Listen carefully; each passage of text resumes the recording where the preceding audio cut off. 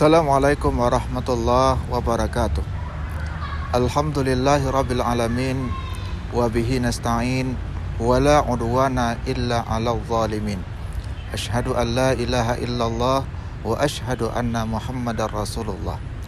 Saudara sebangsa dan setanah air, setiap tanggal 10 November bangsa Indonesia memperingati Hari Pahlawan.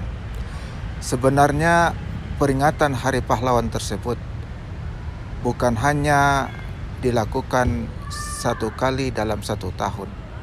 Pada setiap pelaksanaan upacara bendera, baik yang dilakukan di sekolah-sekolah maupun di kantor-kantor, selalu dilakukan kegiatan mengheningkan cipta, mengenang jasa para pahlawan. Tentu peringatan Hari Pahlawan atau kegiatan mengheningkan cipta tersebut menjadi kurang bermakna kalau kita semua tidak menghayati dan tidak meneladani dari perjuangan para pahlawan tersebut. Setidak-tidaknya ada dua semangat dari pahlawan kita yang telah gugur di medan perang tersebut yang harus kita warisi. Yang pertama, semangat perjuangan, dan yang kedua, semangat pengorbanan. Para pahlawan kita telah berjuang untuk membela dan mempertahankan bangsa dan negara kita dari penjajahan bangsa asing.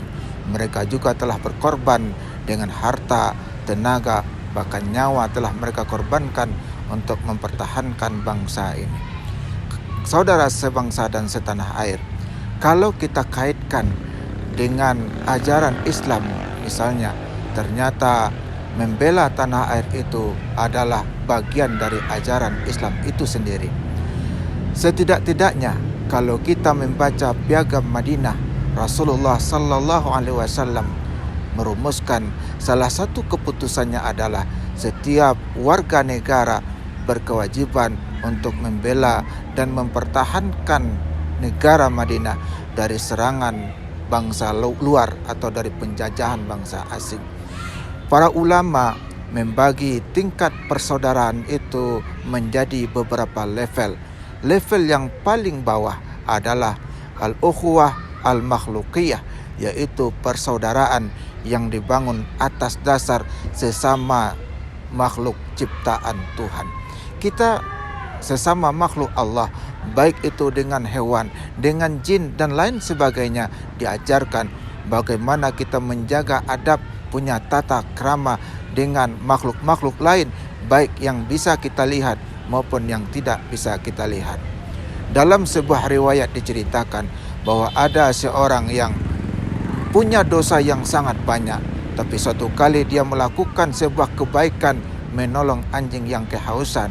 Maka kata Rasul, orang tersebut diampuni dosanya karena telah menyelamatkan satu makhluk Allah dari ancaman kematian.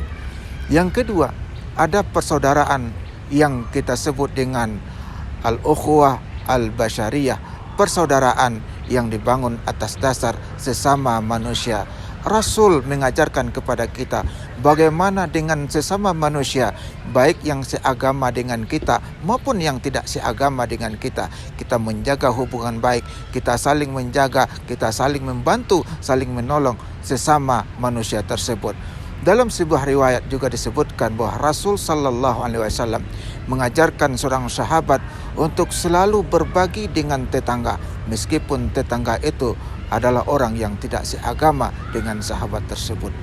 Kemudian yang ketiga, ada persaudaraan yang dibangun atas dasar sebangsa dan setanah air. Inilah yang disebut dengan al-ukhuwah al-wataniyah. Bagaimana kita bersaudara sebangsa dan setanah air? Tentu kita saling menjaga, saling melindungi, dan kita berkewajiban untuk mempertahankan keamanan, mempertahankan kemerdekaan, sehingga dengan kemerdekaan tersebutlah kita bisa melakukan ibadah dengan sebaik-baiknya. Dengan kemerdekaan itulah kita bisa beraktivitas dengan sesempurna-sempurnanya. Saudara sebangsa dan setanah air, mudah-mudahan semangat yang telah diwariskan oleh para pahlawan kita, semangat perjuangan dan semangat pengorbanan bisa kita wariskan, dan kita pun mampu untuk meneruskan dan melanjutkan perjuangan serta pengorbanan mereka tersebut. Terima kasih. Assalamualaikum warahmatullahi wabarakatuh.